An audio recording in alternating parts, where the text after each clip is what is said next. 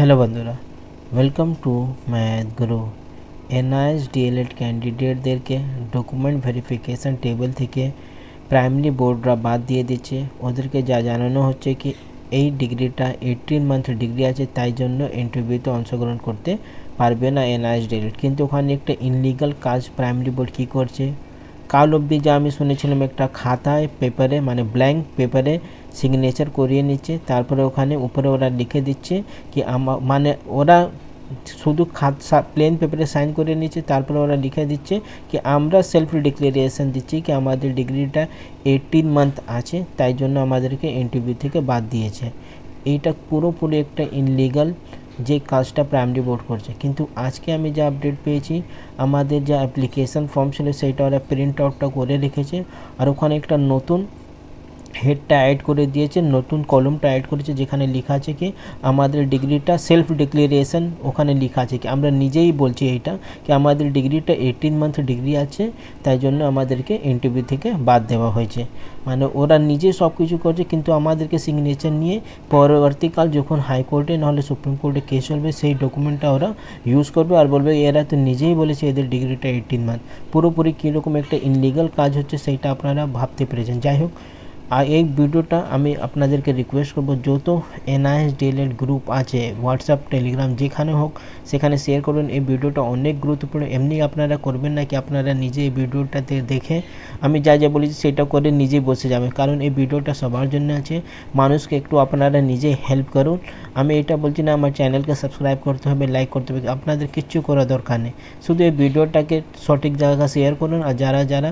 আগামী ডিস্ট্রিক্টে ইন্টারভিউতে যাবে সবাইকে এই ভিডিওটা আপনারা শেয়ার করুন। আমি একটা লেটারটা রেডি করেছি। লেটারে কি আছে সেইটা আগে আপনাদেরকে দেখিয়ে দিচ্ছি, তারপরে কিছু আর তথ্য আছে সেইটাও নিয়ে আমি আপনাদের সাথে আলোচনা করব। এই লেটারটা আমি যা লিখেছি, to the honourable secretary West Bengal primary board of primary education APC Bhavan. এখানে আমি একটা সাবজেক্ট যা মেন লিখেছি, official representation seeking return clarification regarding disqualification based on NIS DLEd qualification and limited applicability of Supreme Court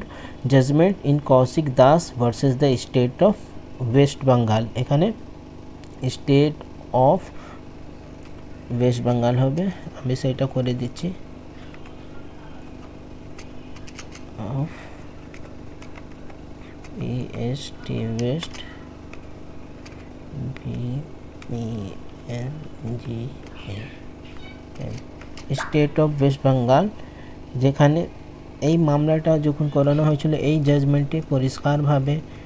mention আছে কি আমাদের যা ডিগ্রিটা আছে সেইটা পুরোপুরি 2 ইয়ার ইকুইভ্যালেন্ট। এই জাজমেন্ট কপিটা আমি আগেও জানিয়েছি, আজকেও জানাচ্ছি, আপনারা এই জাজমেন্ট কপিটা সাথে নিয়ে যাবেন। আর পয়েন্ট নাম্বার 28-এ মেনশন আছে আমাদের ডিগ্রিটা 8/2 ইয়ার। পয়েন্ট নাম্বার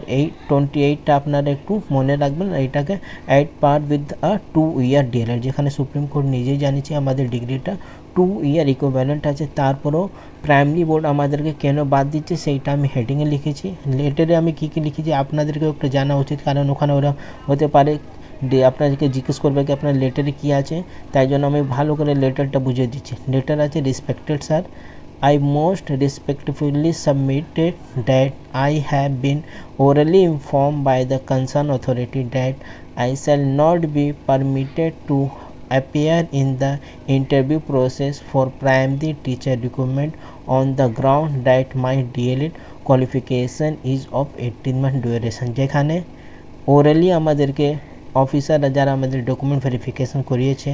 তারা আমাদেরকে জানিয়েছে আমাদের ডিগ্রিটা 18 মান্থ ডিগ্রি আছে, তাই জন্য আমরা ইন্টারভিউতে বসতে পারবো না। তারপরে main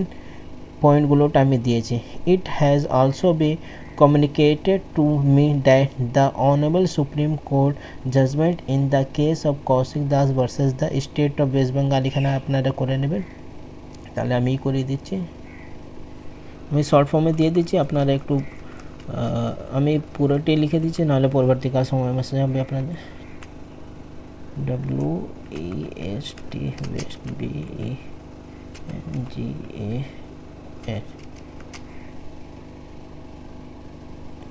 state STATE state of West Bengal it is applicable only to the teacher recruitment process of 2022 and that the said judgment has no applicability to present of the future recruitment process যেখানে ওরা যা verbally জানাচ্ছে যখন আমরা বলছি না কৌশিক দাসের কেসে তো লিখেই আছে কি ওখানে 2 বছরের জন্য এই ডিগ্রিটা তারা সেই সময় ওরা বলছে কি ওই যা জাজমেন্টটা ছিল সেটা ওয়ান টাইম জন্য ছিল শুধুমাত্র 2022 টিচার রিক্রুটমেন্টের জন্য এর থেকে অন্য রিক্রুটমেন্টের সেই কোনো সম্পর্ক নেই তাহলে এরা যা জানছে সেইটাই আমি লিখেছি এখানে তারপরে in this concern I hereby submit this formal written representation and humbly request your good office to provide official written clarification on the following point যেখানে আমরা বলবো কি ঠিক আছে আপনারা আমাদেরকে অফিসিয়াল একটা ক্লারিফিকেশনটা দিন কি কি ক্লারিফিকেশনটা প্রথমটা হলো the specific statutory provision rule regulation notification government order under which my DLED qualification is being treated as invalid or ineligible যেখানে আমরা বলবো ঠিক আছে আমাদের যদি ডিগ্রিটা আপনারা বলছেন ইনএলিজিবল আছে কোন রুল কোন নোটিশ অ্যান্ড ওয়াই আপনারা এই কথাটা বলছেন point number 2 the legal and regulatory basis for the denial of my participation in the interview process তারপরে কোন অথরিটি মানে কোন রেগুলেশন হিসাবে আপনারা আমাদেরকে বাদ দিচ্ছেন সেইটাও জানান point number 3 official confirmation that the supreme court judgement in Kaushik Das এইটা মুছে দিচ্ছি বারবার একটি কথা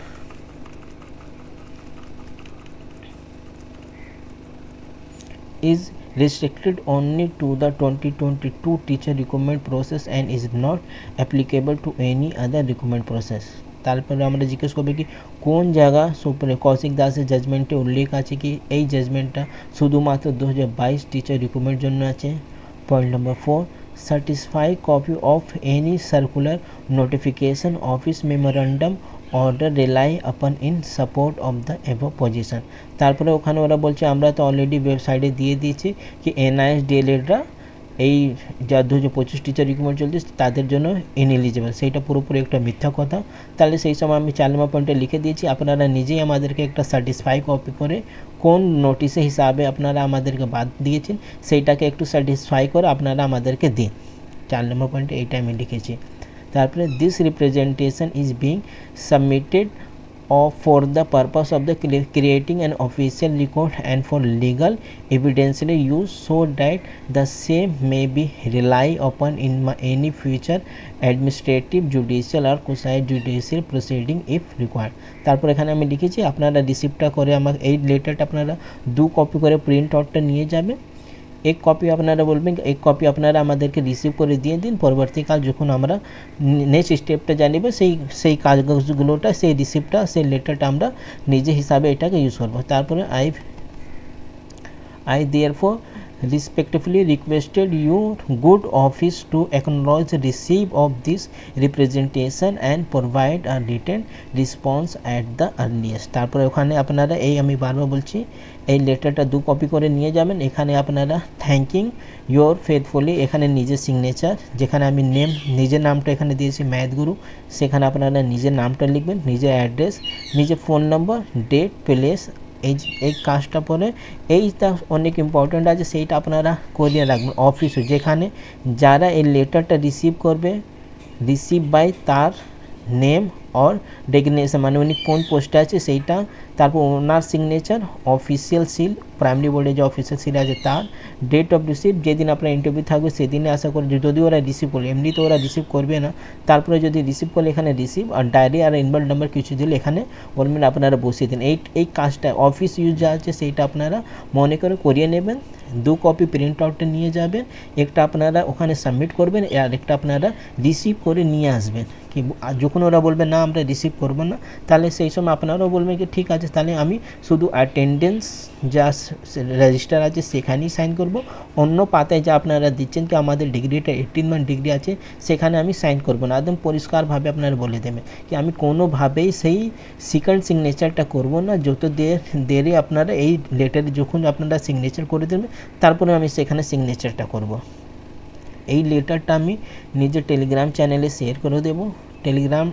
লিঙ্কটা এই ভিডিও ডিসক্রিপশনে দিয়ে দেবো, সেখান থেকে আপনারা ডাইরেক্ট জয়েন হয়ে যান। তারপরে আমি এই লেটারটা আপনারা ডাউনলোড করে প্রত্যেকটা গ্রুপে শেয়ার করে দিন, সাথে সাথে ভিডিওটাও শেয়ার করুন, নাহলে অনেক লেটারটা নিয়ে যাবে কিন্তু লেটারে কী লেখা আছে সেইটা না বুঝতে পারলে সমস্যা হতে পারে। তারপরে ওরা বলছে কি এই ডিগ্রিটা যা আছে ওয়ান টাইম সিঙ্গেল, তাহলে এনসিটি যা জানুয়ারি 2025-এ যা লেটার দিয়েছে, একটা নোটিশ ইস্যু করেছে প্রত্যেকটা রাজ্যে, যেখানে 7 নম্বর পয়েন্টে পরিষ্কারভাবে লেখা আছে, the ministry of education issue a letter dated 16/12/2020 to the chairperson of NCT advising to issue a clarification to all the state and UT that those candidates who have completed the DLED course of NIS ODL mode may be given an opportunity to apply for fresh recruitment। যদি ওইটা single time judgement ছিল তাহলে NCT কেন এই নোটিশটা জানুয়ারি 2025-এ issue করে জানিয়েছে কি NIS ডিএলএড থেকে যারা ডিএলএড করেছে তারা ফ্রেশ রিক্রুটমেন্টে অংশগ্রহণ করতে পারবে। যাই হোক, এইসব তো ডকুমেন্ট অলরেডি আমি ভিডিওর মাধ্যমে দেখেছি, ডকুমেন্টগুলোটা দরকার হলে আবার আমি টেলিগ্রামে শেয়ার করে দেবো, কিন্তু এই লেটারটা আমি আজকেই করেছি, কারণ আজকে আমি জানতে পেরেছি কি ওরা আবার একটা নতুন করে ওখানে ফর্ম্যাটটা রেডি করেছে, তাহলে আপনারাও এই লেটারটা সাথে নিয়ে যাবেন। এই জাজমেন্ট কপি, এই সুপ্রিম কোর্টে এই জাজমেন্ট কপি, তার সাথে সাথে এই এনসিটি নোটিশটা আপনারা নিয়ে যাবেন। এনসিটির নোটিশ পয়েন্ট নাম্বার 7টা উল্লেখ আছে, সেইটা আপনাদেরকে মনে রাখতে হবে। আর এখানে কৌশিক দাসের মামলাটা 28-এ উল্লেখ আছে, সেইটা আপনাদেরকে মনে রাখতে হবে। আর এই লেটারটা 2 কপি করে নিয়ে যাবেন, একটা লেটার ওখানে সাবমিট করে দেবেন, একটা লেটার এখানে আপনারা কমপ্লিট কাজ করে এখানে অফিসিয়াল যারা ওখানে আমাদের ডিগ্রিটা রিজেক্ট করছে তার নাম, সিগনেচার, অফিসিয়াল সিলগুলোটা একদম ইম্পর্টেন্টলি আপনারা বলবেন না, আপনারা সিল করে দিন, ডেট অফ রিসিভ সব কাজটা করে আপনারা এইটা নিয়ে চলে আসবেন। পরবর্তীকাল যখন কোর্টে কেস হবে সেই কাগজপত্রটা আমরা ইউজ করব। আশা করছি আপনারা পুরো বিষয়টা বুঝতে পেরেছেন। নতুন কিছু আপডেটটা আসলে আমি আপনাদেরকে জানিয়ে দেবো। দয়া করে এই ভিডিওটা সবাইকে শেয়ার করুন, কারণ অনেক NIS ডিএলএড ক্যান্ডিডেট যারা আমার চ্যানেলে নয় ওরা